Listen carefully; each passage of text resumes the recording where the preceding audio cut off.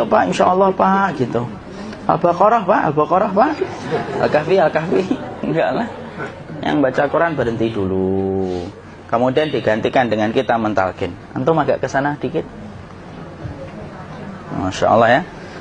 Orang yang meninggalnya kooperatif ini.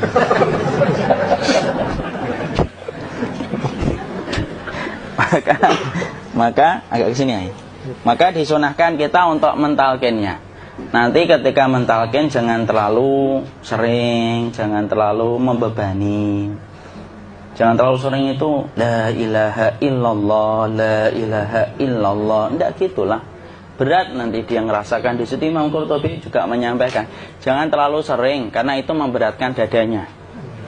Jadi ketika mentalkin, saya sampaikan, boleh diganti atau enggak Ustadz? Enggak lah, talkin itu ibadah. Ibadah itu tauqifiyah. Tauqifiyah itu enggak usah diganti.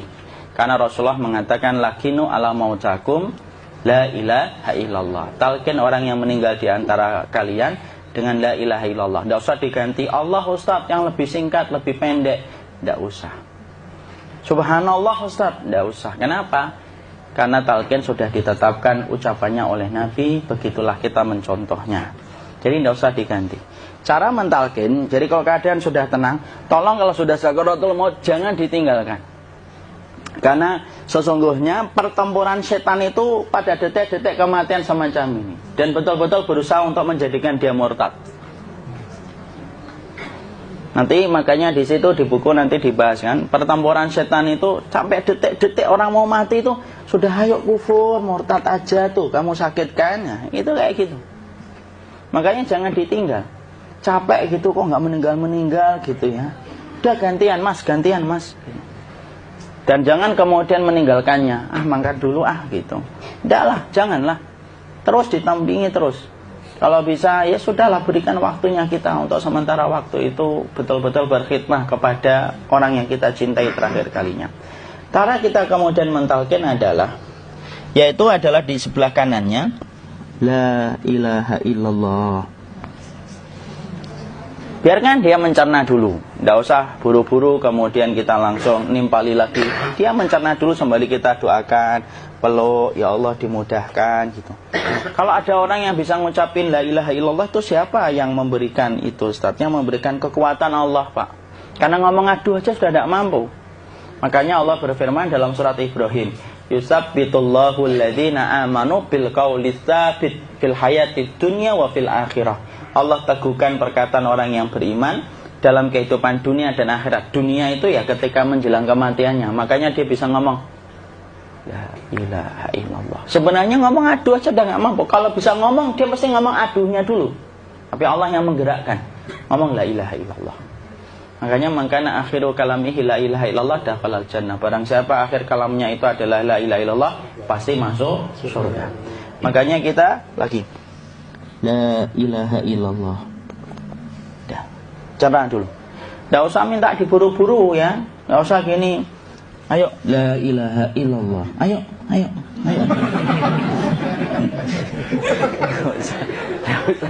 Enggak usah gitu. Ya, biarkan dia pelan-pelan gitu.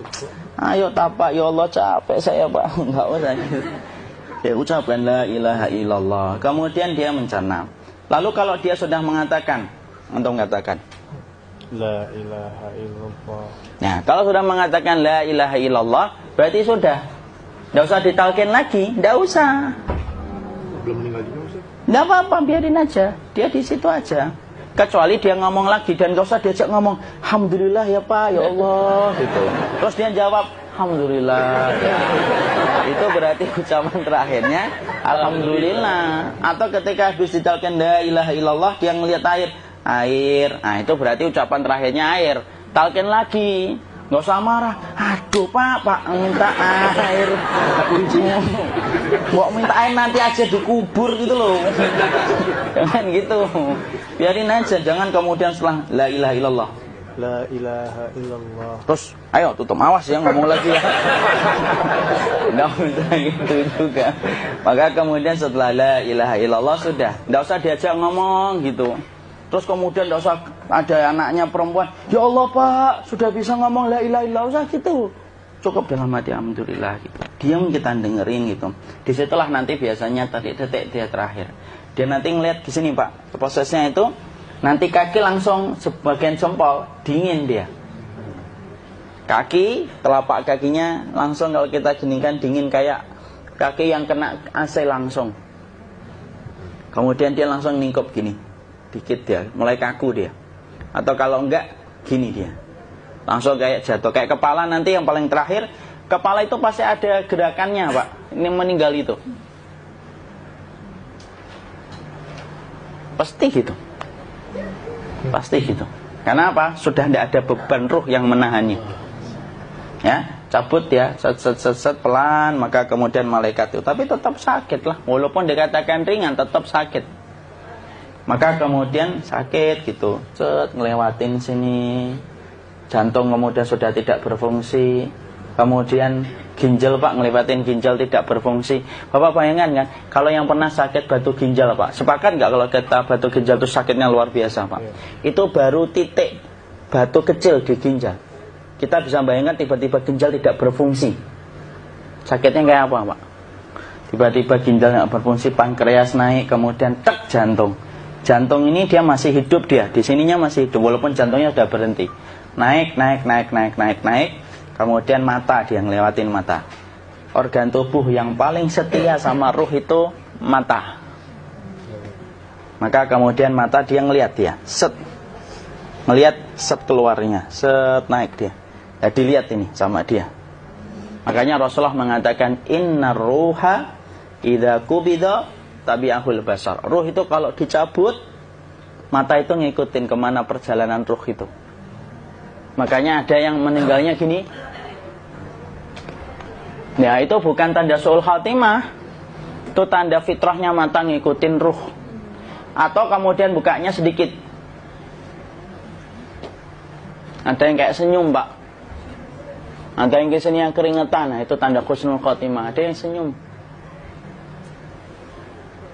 Jadi sakitnya setelah selesai itu plong gitu loh. Makanya kemudian ada yang tersenyum. Maka itu tanda. Kalau kita ngelihat orang yang membuka mata kayak gini, tidak usah takut. Cepat-cepat kemudian kita nanti tutup. Biasanya kalau terlalu lama, itulah yang menjadikan ini tidak bisa ditutup. Makanya harus pakai kapas akhirnya.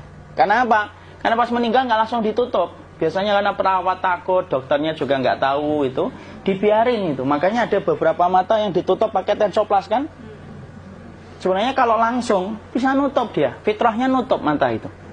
Jadi kemudian kita baca Allahumma firlahu warhamhu wa'afihi wa'fu'anhu atau bismillah wassalatu wassalamu ala rasulillah, tutup. Bismillah. Tidak usah takut. Kecuali buka lagi ya, ini baru kita kabur bareng. Kalau buka lagi Pak, insya Allah Pak, ya Allah ya kita kabur bareng-bareng Pak.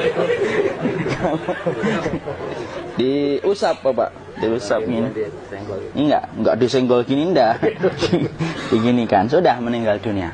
Tangan boleh begini, boleh diluruskan, tidak ada ketentuannya.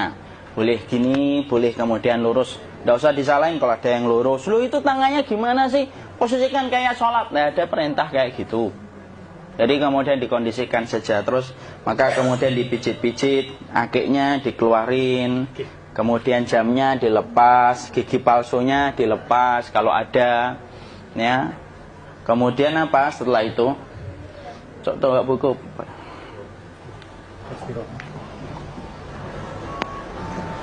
Kemudian kalau bisa awal-awal, kemudian taruh buku atau sesuatu yang agak berat di perutnya ketika baru meninggal dunia. Kenapa kemudian ditaruh kayak gini? Bukan apa-apa, supaya membantu sisa-sisa pencernaan dia untuk keluar. Nanti Pak, biasanya kalau kita taruh agak yang berat gini, atau kemudian kita gini-gini kan, ini udah makan belum Maki? Udah makan belum makan kok udah gede ya. Maka pencet-pencet kayak gini biasanya nanti ketika dimandikan, nah pas dimandikan diginikan saja.